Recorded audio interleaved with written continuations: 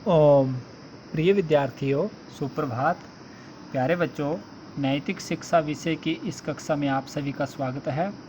आप जानते हैं कि हमने FA3 के पाठ्यक्रम में से पाठ नंबर 11 जिसका नाम सत्य था और पाठ नंबर 12 सहनशील दादू, इन दो पाठों को हमने अच्छी तरह पढ़ लिया है, समझ लिया है और उनका अभ्यास कार्य भी हमने कर लिया है। आज इसी कड़ी को क्रमशः आगे बढ़ाते हुए हम पाठ नंबर 13 का वाचन करेंगे, इसे पढ़ेंगे और समझेंगे। तो पाठ 13 का शीर्षक क्या है? महाराज रणजीत सिंह की उदारता। उदारता का अर्थ होता है बेटा दयालु स्वभाव, उदार चरित्र और अच्छे स्वभाव वाला व्यक्ति जो किसी का बुरा ना चाहे, सबकी भलाई के बारे में सोचे और सबके ऊपर दया करे।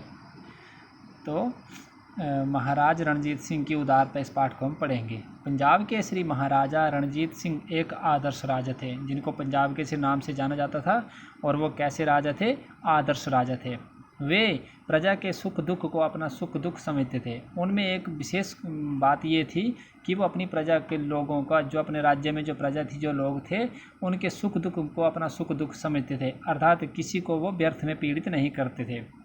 उनके राज्य में बिना धार्मिक भेदभाव के सबके साथ न्याय और दया का व्यवहार होता था। उनके राज्य में, जिस राज्य के वो राजा थे, उस राज्य में किसी के साथ कोई धार्मिक भेदभाव नहीं किया जाता था और सबके साथ न्याय और दया का व्यवहार किया जाता। न्याय कैसा होता है बेटा?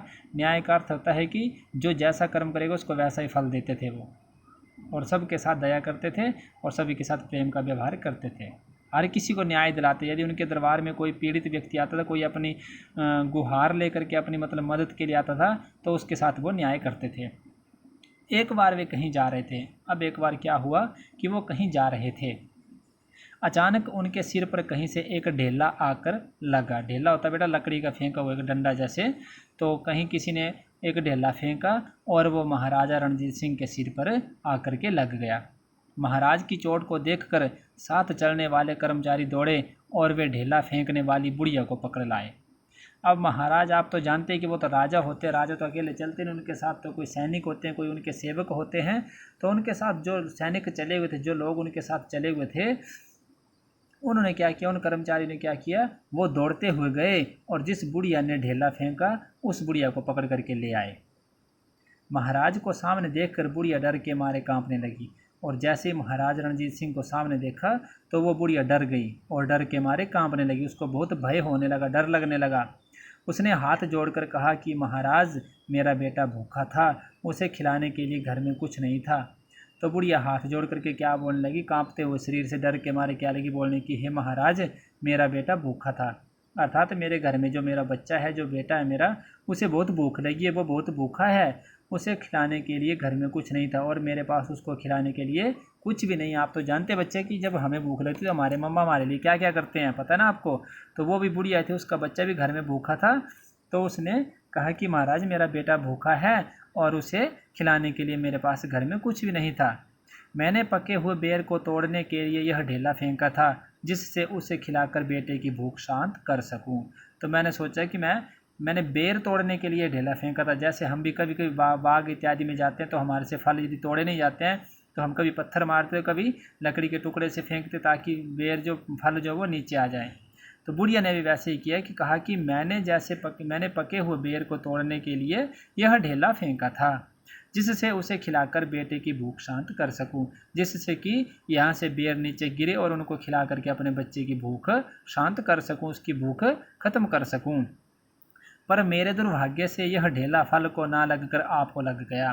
परंतु मेरा दुर्भाग्य क्या हुआ, मेरा मतलब बैड लक क्या रहा कि यह ढेला फल को नहीं लगा और आपके ऊपर लग गया है, आपके सिर पर लग गया है।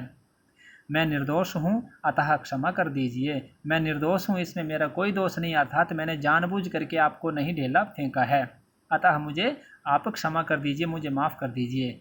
बुढ़िया की बात सुनकर महाराजा रणजीत सिंह ने अपने आदमियों से कहा कि बुढ़िया को 1000 रुपये तथा खाने का सामान देकर आदर के साथ घर पहुंचा दे। देखो महाराज रणजीत सिंह कैसे थे बेटा। यदि उनकी जगह पर कोई और व्यक्ति होता तो क्या पता वो बुढ़िया को सजा देते अथवा बुढ़िया को पीट देते, लेकिन उन्होंने क्या किया, इतना सुंदर व्यवहार किया कि हमें भी ऐसा ही करना चाहिए। कभी कभी हमारी यदि किसी से गलती हो जाए तो हमें भी ऐसे दूसरों की मदद करनी चाहिए। देखो उन्होंने क्या किया, बुढ़िया की बात सुनकर महाराजा रणजीत सिंह ने अपने आदमियों से कहा। अब जब बुढ़िया की पूरी बात सुन ली, महाराजा ने पूरी बात को समझा और अपने आदमियों से कहा, जो व्यक्ति उनके साथ चले हुए थे उनको कहा कि बुढ़िया को 1000 रुपये दे दो, कि बुढ़िया को 1000 रुपये दो और उसके साथ साथ खाने का सामान भी दे दो और आदर के साथ, रिस्पेक्ट के साथ इनको इसके घर छोड़ के आओ। लोगों ने कहा, सरकार यह क्या करते हैं, इसे तो दंड मिलना चाहिए। लेकिन बच्चे जो साथ में जो लोग चले हुए थे, जो राजा के सहयोगी थे, वो क्या लगे बोलने कि अरे सरकार, हे महाराज, आप यह क्या कर रहे हैं, इसे तो दंड मिलना चाहिए। अर्थात इसको तो दंड का अर्थ होता है सजा, पनिशमेंट। इसे तो सजा मिलनी चाहिए क्योंकि इसने आपको ढेला मारा है। बोलते हैं कि इसको तो दंड देना चाहिए, इसको तो सजा देनी चाहिए, इसने आपको ढेला मारा है। रणजीत सिंह बोले, और महाराजा रणजीत सिंह क्या बोले, देखो कितना सुंदर जवाब दिया उन्होंने। भाइयों, जब बिना प्राणों तथा बिना बुद्धि वाला वृक्ष ढेला मारने पर सुंदर फल देता है, तब मैं प्राण वाला और बुद्धि वाला होकर इसे दंड कैसे दे सकता हूँ। ऐसे उदार थे महाराज रणजीत सिंह। देखो कितना सुंदर बात कही उन्होंने बेटा। रणजीत सिंह बोले, भाइयों, जब बिना प्राण तथा बिना बुद्धि वाला वृक्ष ढेला मारने पर सुंदर फल देता है। बेटा, जब हम पेड़ को पत्थर मारते हैं अथवा डंडे से मारते हैं तो वो हमें क्या करता है, वो हमें फल देता है। हमारे डंडे से मारने के कारण फल नीचे आ जाते हैं।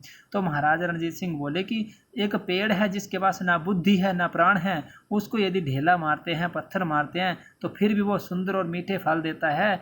वो हमें, तब मैं प्राण वाला और बुद्धि वाला होकर इसे दंड कैसे दे सकता हूँ। और मैं तो प्राण वाला हूँ, मैं तो बुद्धि वाला हूँ, मेरे पास तो दिमाग भी है, मैं इनको दंड कैसे दे सकता हूँ। गलती से लग गए तो लग गए, कोई बात नहीं, अतः मैं इनको दंड नहीं दे सकता हूँ। ऐसे उदार थे महाराज रणजीत सिंह। ये इनका उदार चरित्र था बेटा।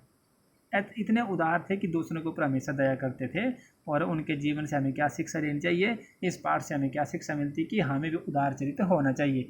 कभी कभी हमसे भी गलती हो जाती है, उसी प्रकार जिस प्रकार हमारे से गलती हो जाती है उसी प्रकार दूसरे व्यक्ति से भी गलती हो सकती है। गलती होना स्वाभाविक है बेटा, इंसान गलती का पुतला है, गलती हो जाती है। लेकिन यदि हमारे से गलती हो जाए तो हमें क्षमा मांग लेनी चाहिए, और दूसरों से हो जाए अथवा जिसमें उसकी गलती में कोई दोष ही ना हो तो उनको भी माफ़ कर देना चाहिए।